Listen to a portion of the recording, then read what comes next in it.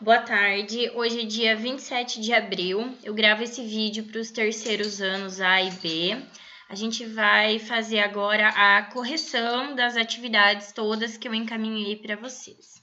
Então, o primeiro passo era ler o livro, a parte sobre as vanguardas europeias, e também fazer a leitura dos slides, a fim de produzir um resumo de 10 linhas a respeito das 5 vanguardas europeias. A gente vai acompanhando os slides, então eu vou explicar toda a introdução e a hora que chegar nas vanguardas a gente vai vendo o que é mais importante a gente colocar no nosso resumo, certo? Então eu vou abrir aqui no fundo o meu slide, só um momento. Então a gente sabe que as vanguardas elas vão surgir no início do século XX. Para que a gente compreenda essas 5 vanguardas, é importante que a gente entenda qual é o contexto mundial, qual é o contexto europeu, principalmente, nesse início do século XX. A gente tem ali uma série de fotos para a gente ir pensando um pouquinho a respeito. Tem o Einstein, tem o Hitler, tem a Primeira Guerra Mundial, tem ali um automóvel, tem umas obras de arte ali, 2 pinturas e uma escultura. O que é tudo isso? Como todos esses eventos se relacionam? Então, a gente vai ter uma sociedade completamente transformada, né? A gente vai ter o surgimento do avião, a gente vai ter um novo modo de se vestir, as mulheres param de marcar a cintura, elas começam a usar esses vestidos com a cintura bem baixa, que não marcam mais muito o corpo. A gente tem a invenção do automóvel, nós temos Freud com várias descobertas na psicanálise, esses estudos da mente humana, do comportamento humano. A gente tem o Einstein, que vai fazer uma verdadeira revolução na física, que vai fazer com que os cientistas comecem a analisar as coisas de uma outra forma, que os físicos façam novos cálculos. A gente tem o surgimento do cinema mudo, Chaplin vai ser o grande artista desse momento. A gente tem o Titanic, que foi o navio feito para nunca naufragar e que, infelizmente, na sua primeira viagem naufraga. A burguesia vai ter acesso a vários utensílios que promovem um certo conforto que a classe trabalhadora não desfruta, é somente a burguesia mesmo, é para uma pequena parte da população.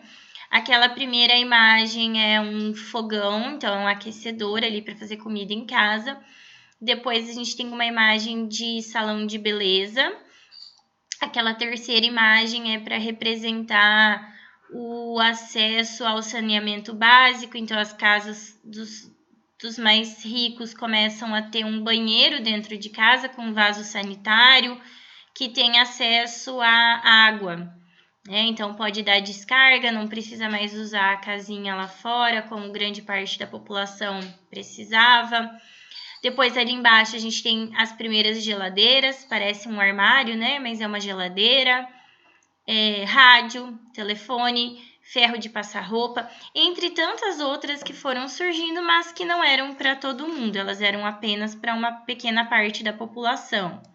E com tudo isso, existe uma crença de que finalmente a humanidade vai evoluir, que as coisas vão ficar mais fáceis, que a vida vai melhorar, mas infelizmente, como vocês podem ver no slide, a humanidade acaba usando todo esse conhecimento, principalmente as descobertas do Einstein no campo da física, para promover a Primeira Guerra Mundial, que vai destruir a Europa. Então, aquelas cidades históricas, aqueles lugares lindos da Europa, vão ficar totalmente destruídos por causa da guerra.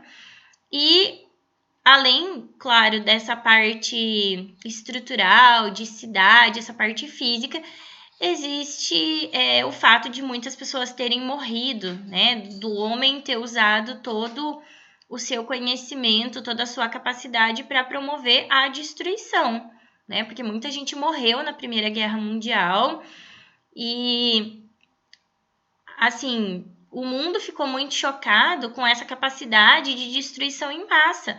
A humanidade tem o poder de se autodestruir em larga escala. E a gente vai ter por toda a Europa e também fora dela a ascensão dos regimes totalitários, né? A gente vai ter o nazismo na Alemanha, a gente vai ter o stalinismo lá na União Soviética, vai ter o fascismo na Itália. Então, a gente vai ter uma série de regimes totalitários dominando o mundo, repressão das liberdades individuais, não pode se manifestar, não pode falar contra o sistema, o governante decide tudo, tem plenos poderes, vai usar a polícia, vai usar o militarismo para repreender quem pensa diferente, ou mesmo quem denuncia os abusos, os excessos. E é nesse contexto de descontentamento com os rumos que a humanidade vem tomando que vão surgir na Europa as vanguardas. O termo vanguarda vem do francês, significa quem está na frente, na linha de frente de uma guerra. Então, o que vem primeiro. Por que esse nome? Porque vão ser os primeiros artistas que vão idealizar um rompimento com os padrões clássicos de arte, de expressão e de literatura, por consequência, que é o que nos interessa. Então, eles vão dizer, do que adianta toda essa arte que foi produzida até agora, nesse padrão, nesse modelo, se a humanidade usa todo o conhecimento que tem para se destruir? Então, eles vão pensar em novas formas de expressar a arte, que não sejam aquelas que a gente estava acostumado até então, aquelas que predominaram até o fim do século XIX. Lembrando que nesse momento está muito em voga o parnasianismo, que é um movimento da poesia, que é aquela poesia bem dentro da forma, com uma linguagem culta, difícil, que não fale muito de sentimentos, que seja uma poesia mais objetiva para falar de objetos. Embora aqui no Brasil a gente saiba que a gente ainda tem uma tradição romântica muito forte, mas na Europa o parnasianismo vai tentar se desvencilhar disso. A gente tem ainda o simbolismo, que também é uma corrente muito forte da época, que também é da poesia. E a gente tem nos movimentos da prosa o realismo e o naturalismo. Ambos vão estar de acordo com as correntes científicas lá do século XIX, falando fazendo muita referência às pesquisas do Darwin, explorando toda essa parte científica, dizendo que o mais apto sobrevive, que é a lei do mais forte, que o homem tenta tirar proveito dos outros, com aqueles finais que não são finais felizes. Então, a gente está vivendo esses 4 movimentos artísticos que acontecem ao mesmo tempo. E nesse contexto surgem as vanguardas, que vão negar tudo isso e tudo que veio antes disso também. Então, a primeira vanguarda que nós vamos estudar é o futurismo. O futurismo surge na primeira década do século XX. Os movimentos de vanguarda, eles são lançados para o público primordialmente por meio de manifestos. O que era um manifesto? O artista escrevia um texto e publicava em uma revista de arte ou em algum jornal, ou mesmo em panfletos para distribuir, dizendo quais eram os ideais daquele movimento.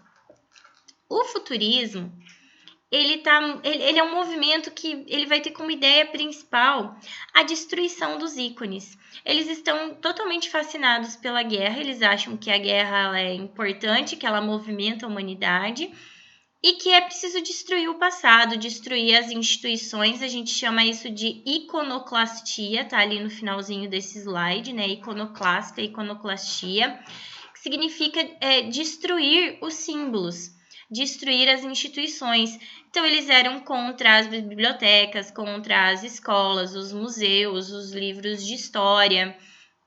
Eles diziam que o passado estava morto, precisava ser enterrado, que a gente não devia ficar relembrando o passado.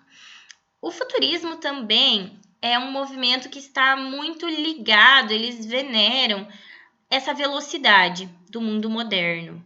Então, eles gostam muito de retratar automóveis, de sugerir a velocidade, Eles, como eu disse para vocês, estão muito fascinados pela guerra e pelos ícones desse novo mundo. Então, rádio, televisão, avião, automóvel, esses símbolos do mundo moderno, energia elétrica, vão ser abordados nessas obras, nessas pinturas principalmente. E é um movimento que, então, ele foi associado com a guerra, ele incentivou a guerra de certa forma, e ele hoje é criticado por isso. Embora ele seja importante, porque foi uma quebra de paradigma, são os novos caminhos da arte, mas ele também teve o seu lado ruim, porque ele acabou sendo usado como uma propaganda da guerra e dos regimes totalitários que vieram junto com a Primeira Guerra Mundial. Aí vocês viram lá nos slides quais eram os principais artistas, eu coloquei a fotinho deles, e daí agora eu coloquei para vocês uma pintura que chama Carga de Lanceiros. E daí a gente consegue identificar as traseiras dos cavalos que estão enfileirados e os lanceiros, né, montando os cavalos, eles estão preparados para uma batalha. E no canto superior da tela, vocês vão ver que tem colagens de jornal, são reportagens da época falando dessa batalha. Então, é uma exaltação à guerra, ao mundo moderno, essa sugestão de velocidade. A gente não consegue identificar bem os cavalos porque eles estão se movimentando, por isso que é tudo muito fragmentado. Essa próxima aqui que eu coloquei para vocês, estão vendo que eu estou pulando alguns slides, né? Estou concentrando nos principais. Essa outra aqui, eu acho ela muito legal porque ela vai fazer uma exaltação à energia elétrica para mostrar como isso tudo é maravilhoso. E se vocês repararem bem, a lua tá ali em segundo plano num cantinho, porque ela é ofuscada pelo brilho da luz elétrica, para dizer que o que interessa agora não são mais os aspectos naturais. É como se o homem tivesse a impressão de que ele está finalmente dominando a natureza. Aí essa lua ali em segundo plano. Aí eu coloquei uma foto para vocês da Madonna num dos slides para mostrar como o futurismo depois vai influenciar e continua influenciando as produções artísticas, esse universo cultural. Ainda tem gente que se inspira nesse modelo futurista para fazer as suas produções, as suas obras, seja uma pintura, seja uma escultura, seja um show e até mesmo coisas bem do nosso cotidiano.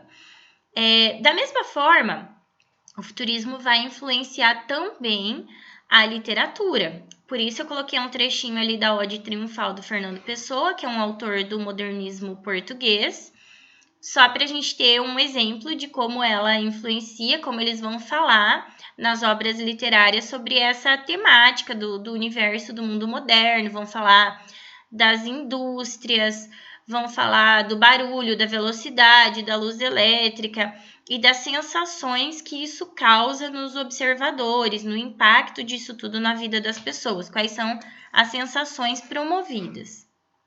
Aí a gente vai para a segunda vanguarda, que influencia a época, que é o cubismo. O cubismo surge em 1907, então ele também é da primeira década ali do século XX.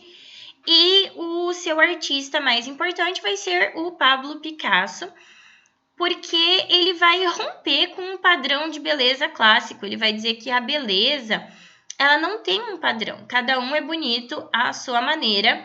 Isso está retratado nesse quadro que vocês têm aqui, que é Les Demoiselles d'Avion, que é uma pintura que retrata as prostitutas do bordel famoso da época, que era o Avion.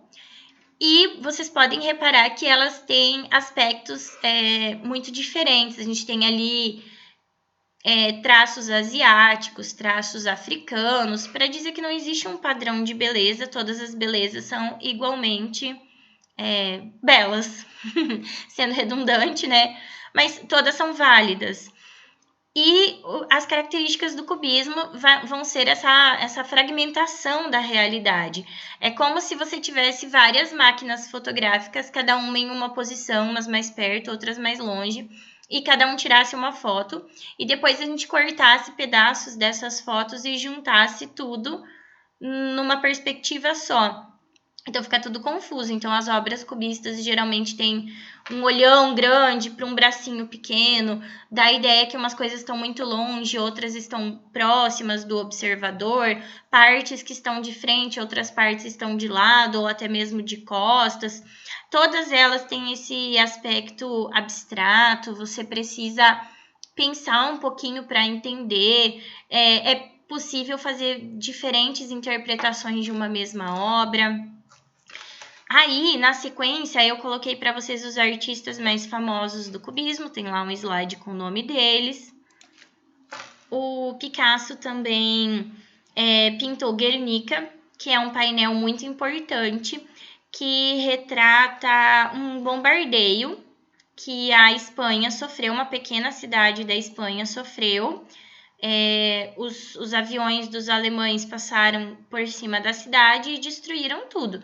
E ele retrata, por meio desse ocorrido, o impacto negativo da guerra, toda a destruição que ela traz, o mal que ela causa para a sociedade, o desespero, o sofrimento. Então, é um painel muito forte, ele é um painel triste, agressivo, e que ele é muito famoso, assim, ele percorre o mundo inteiro, ele sempre é exposto em galerias de arte por todo o mundo, um quadro super famoso dele, né? É um painel, ele é bem grande. Aí, falando sobre a influência do cubismo, ele vai ser uma das inspirações para a pop art, que vem bem depois, que já é um movimento artístico contemporâneo. Um dos exemplos é o Romero Brito, que é um artista muito popular, ele é muito conhecido, vocês já devem ter visto obras dele. Então, ele se inspira, assim, ele tem aspectos nas obras que são do cubismo. A próxima vanguarda é o expressionismo. O expressionismo, ele surge na Alemanha, em 1910, e ele vai falar muito sobre o desespero, a angústia da humanidade, principalmente por causa da guerra, por causa das decisões coletivas que a gente tomou, que não foram muito legais. Quem não conhece O Grito, de Eduardo Munch, é uma gravura muito, muito, muito conhecida. Ela tem várias versões, porque ele fez várias versões do Grito. E essa que eu coloquei para vocês aqui no slide é a que ele mais gostou, é que é considerada a oficial. As obras expressionistas, elas dão muita angústia, elas dão uma sensação assim de medo, é ruim. Eu não teria nenhuma delas na minha casa, acredito que vocês também não. Elas não são obras que a gente usa para enfeitar o caderno, para enfeitar a nossa casa, porque são obras muito pesadas, elas são muito críticas. Aí eu coloquei para vocês os principais artistas nos slides em seguida, e depois eu falei sobre a influência do expressionismo. Ele influencia muito o cinema, então esses filmes que são muito angustiantes, que são muito sombrios, eles têm esse lado que é expressionista, eles são influenciados pelo expressionismo. Estão muito presentes na nossa cultura, assim, todas as vanguardas influenciaram muito a nossa cultura, influenciaram a literatura e vão ser a base para o modernismo que vai vir na sequência. A quarta vanguarda é o dadaísmo. O dadaísmo surgiu em 1916 e ele é considerado a anti-arte. Por quê? Porque o dadaísmo ele é muito, muito, muito louco. É difícil a gente entender por que ele é um movimento artístico. O que tem de arte no dadaísmo? O criador dele, o Tristan Tzara, quando pensou nesse movimento, tudo, nas ideias dele, ele precisava dar um nome para esse movimento. Diz que ele pegou um dicionário, abriu numa página aleatória e olhou qual era a primeira palavra que tinha lá no topo do dicionário. E era um pedaço de uma palavra, porque ela começava na página anterior e terminava ali, e estava escrito Dada. E ele decidiu, pronto, vai ser esse o nome do meu movimento, vai ser dadaísmo. Então, Dada não significa nada, é uma afirmação famosa dele. E realmente é um movimento que nega a cultura, nega toda a produção artística da humanidade até o momento. Então, vai ser um movimento muito marcado pela irreverência, pelo deboche. Tem umas obras muito pesadas também, como vocês viram nos slides. Tem umas obras que é difícil para a gente compreender, que elas são até agressivas, né? E o que vai marcar o dadaísmo é essa falta de lógica, de perspectiva. A gente tem ali uma palavra importante que é o niilismo, que é o culto ao nada. Eles vão dizer, se o homem só usa o conhecimento que tem para se destruir e a humanidade está se matando, que importância que tem a arte, que relevância que tem eu fazer uma obra séria. Então, eles realmente vão debochar bastante. Tem algumas obras muito famosas do dadaísmo. Uma que eu acho muito interessante é a fonte do Duchamp, porque ele pega um mictório, coloca ele invertido, para sugerir para o observador que ele devolveria para a gente aquilo que a gente costuma depositar ali, que são os dejetos, é a urina. Então, ele é bem agressivo, ele é bem debochado. A gente tem outras também bem marcantes. Eles vão, inclusive, brincar com a arte tradicional, com a arte clássica. Então, eles fazem muitas fotomontagens, eles tiram uma foto do original e, a partir dali, eles debocham. Por exemplo, aqui a Mona Lisa tá de bigodinho, né? E o dadaísmo influenciou e ainda influencia muito as produções artísticas. Um dos exemplos é a produção do Vic Muniz, ele é um artista plástico. Ele monta essas imagens, ele vai no ferro velho, vai no lixão, e ele vai organizando as peças, montando as imagens, e depois ele tira as fotos aéreas, porque isso tudo aí é enorme, gente, é uma área muito grande, daí aquilo ali são entulhos, são restos, ó, tem caixas, tem peças de metal, e a partir daí ele fotografa, ele já fez abertura de novela da Globo, essas duas imagens que estão ali são da abertura da novela Passione, da Globo. Então, ele continua influenciando muito as produções atuais. E a quinta e última vanguarda é o surrealismo. Surrealismo, a gente já logo lembra do Salvador Dalí. É um movimento fortemente influenciado pelas descobertas do Freud, da psicanálise. Então, os artistas tinham conhecimento dessas novas descobertas da psicologia, da psicanálise, e eles resolvem explorar isso de uma forma artística. Então, são trabalhos que vão falar muito do universo dos sonhos, do inconsciente, dos estados alterados de consciência, da loucura. Então, as obras surrealistas, elas dão muito a impressão de ser um sonho. São objetos impossíveis no mundo real, são misturas. E a gente tem artistas muito famosos desse período e artistas contemporâneos que vão se inspirar nessas obras de vanguarda para produzir as suas hoje em dia. Eu quero chamar a atenção de vocês para aquela pintura ali do Salvador Dalí, cisnes refletindo elefantes, que é muito legal. São os cisnes ali no lago e se você olhar o reflexo deles na água, você enxerga os elefantes. Bem criativo, muito talentoso e bem legal. Vou mostrar outra para vocês. Que é aquela outra ali, Rosto de Mae West. Muito bacana, que é como se fosse uma sala de uma casa, ali o sofá é de boca, daí tem os quadros na parede que formam os olhos, o criado mudo é o nariz, as cortinas são o cabelo ali com os brincos e daí vai formando o rosto dela. Então, as obras surrealistas, elas são muito, muito, muito criativas. Um outro artista surrealista que é muito importante é o René Magritte. Aquela do cachimbo é muito, muito, muito conhecida, Ceci n'est pas une pipe, que significa isso não é um cachimbo, para dizer que realmente não é um cachimbo, para a gente pensar um pouquinho sobre isso, que a arte, ela não é a realidade, ela não é o mundo real, mas ela é uma representação. E é uma representação artística que não tem obrigação com o mundo real. Então, coisas muito loucas podem acontecer no universo das artes. Ali, realmente, não é um cachimbo. O que é aquilo ali? É uma tela e tinta, né? Você que vê um cachimbo ali, mas o cachimbo não tá ali de verdade.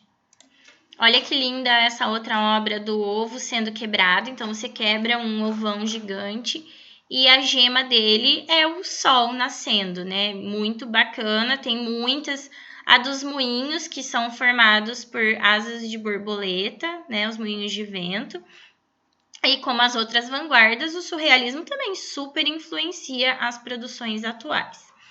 E agora a próxima etapa, a próxima atividade que vocês tinham, era aquela tabela das vanguardas para a gente encaixar as palavras-chave, certo? Então, a gente vai para essa agora.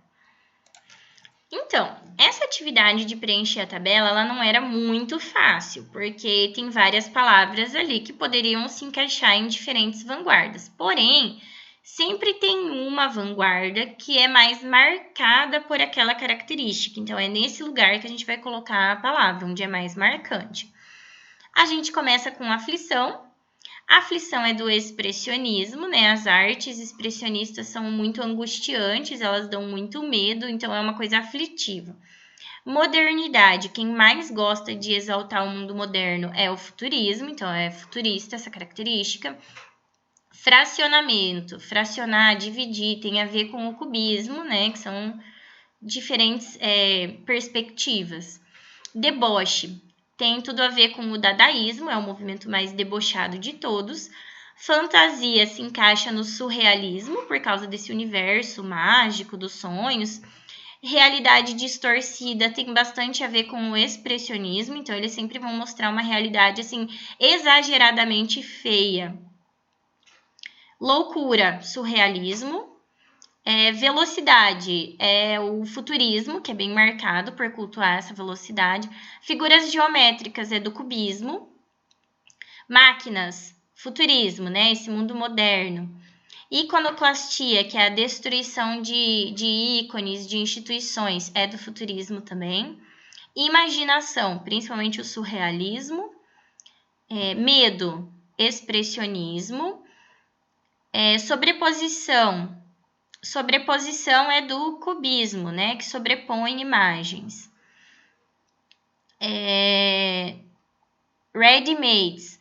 Ready-mades é do dadaísmo, eles pegam coisas já prontas e promovem a categoria de objetos de arte. Então, eles gostam muito de pegar objetos que já existem no mundo, sem fazer nenhuma interferência ou pouca interferência nesses objetos, e eles se transformam em objetos artísticos.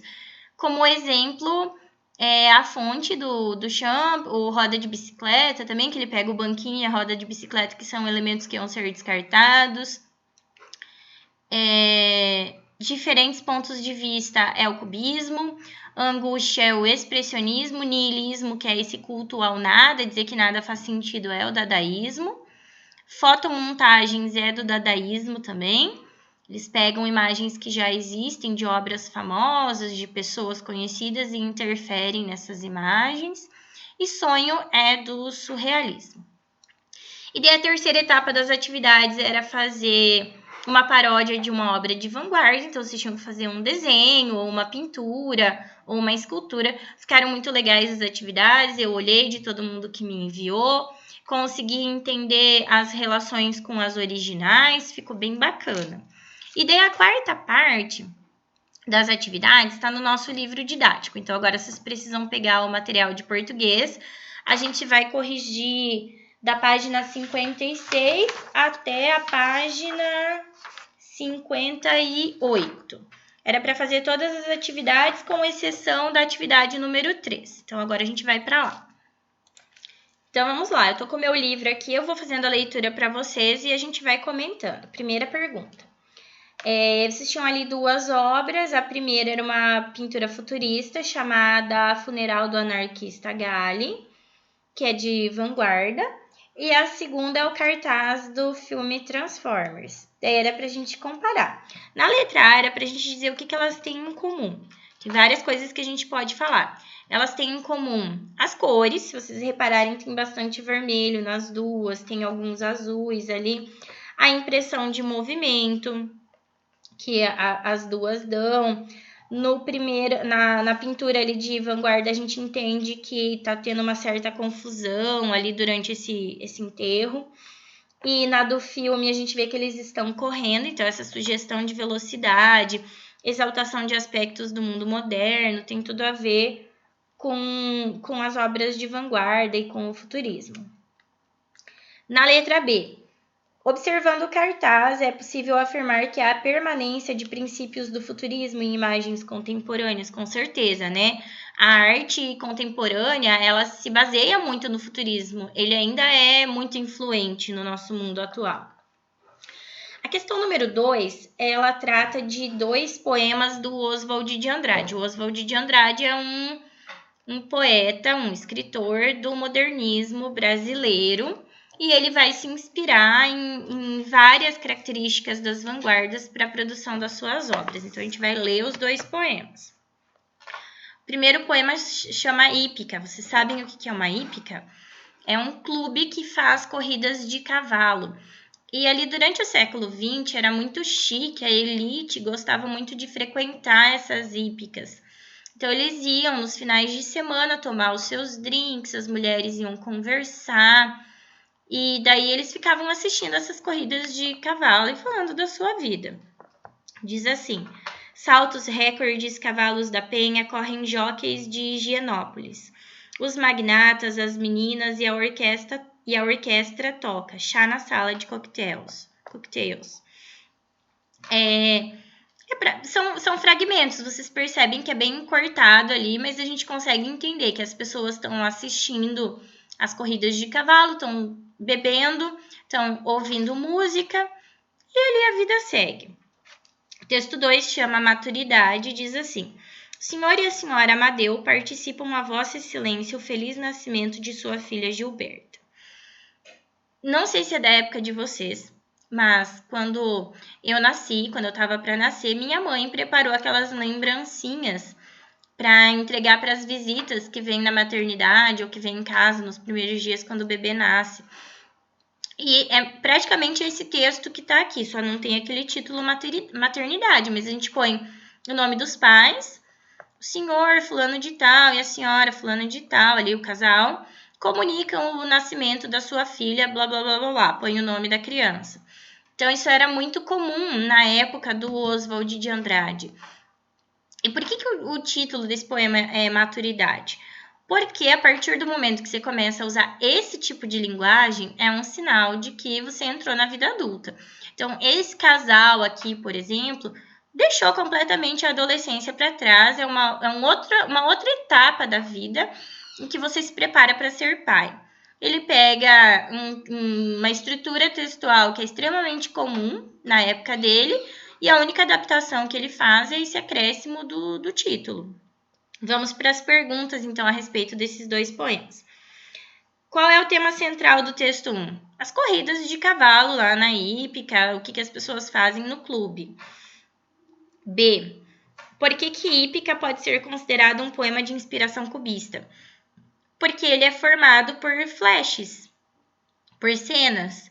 Então, são diferentes cenas e daí você precisa estabelecer uma conexão entre elas para poder compreender aquele ambiente ali da hípica, do Jockey Club. Identifique com que gênero textual o texto 2 dialoga e justifique o seu título. O gênero textual é os cartões de anúncio de nascimento, que eram extremamente comuns na época. Hoje em dia a gente ainda tem, mas não é do mesmo jeito que era. Eles eram geralmente feitos em casa. Você mandava na gráfica só para imprimir, depois você recortava em casa, preparava algum enfeitinho, algum artesanato e colava ali e atrás, colava um ímã para colocar na geladeira. É possível afirmar que para compor Maturidade, Oswald de Andrade se valeu da técnica do ready-made? Sim, porque ele pega um tipo de texto que já existia, o único acréscimo que ele faz é aquele título, porque aquela estrutura é super comum. Por que aquilo vira uma obra artística? Porque promove uma reflexão. Você pensa a respeito da maturidade a partir do jeito como as pessoas se comunicam, que linguagem que elas usam, para ver como o mundo adulto ele tem uma linguagem diferente do mundo jovem, do mundo infantil, são universos completamente diferentes. Aí a questão 3 não era para fazer, vocês podiam virar a página. Aí a gente vai para número 4, poeminha surrealista. Gostaria, querida, de ser inesperado como uma madrugada amanhecendo à noite e engraçado também como um pato num trem. Daí a gente tem que justificar o título. Por que o Milor Fernandes deu esse título, Poeminha Surrealista? O que esse poema tem a ver com o surrealismo? A incoerência com o mundo real, né? Porque ele fala em amanhecer à noite, a madrugada não vem à noite, a madrugada vem no fim, né? Quando tá para nascer o dia, é impossível uma madrugada lá no início da noite. E também o que o pato estaria fazendo no trem, né?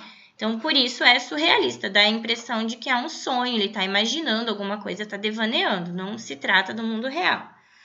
E a questão número 5, a gente tem uma obra do Magritte, é uma pintura, daí tem um cara se olhando no espelho, só que o reflexo dele é ele de costas, né? O que não coincide com o mundo real, né? Quando você se olha no espelho, você vai ver o seu rosto espelhado, você não vai conseguir ver as suas costas, né? Então, a alternativa correta era a letra A. Por que ele tem a ver com o surrealismo? Justaposição de elementos díspares observada na imagem do homem no espelho. Então, não coincide com o mundo real, é muito um sonho, é imaginação, não seria possível no mundo real. Beleza, gente? Corrigimos todos os exercícios. O próximo vídeo que eu vou gravar para vocês, então, vão ser as explicações da nossa próxima etapa, beleza? Até mais!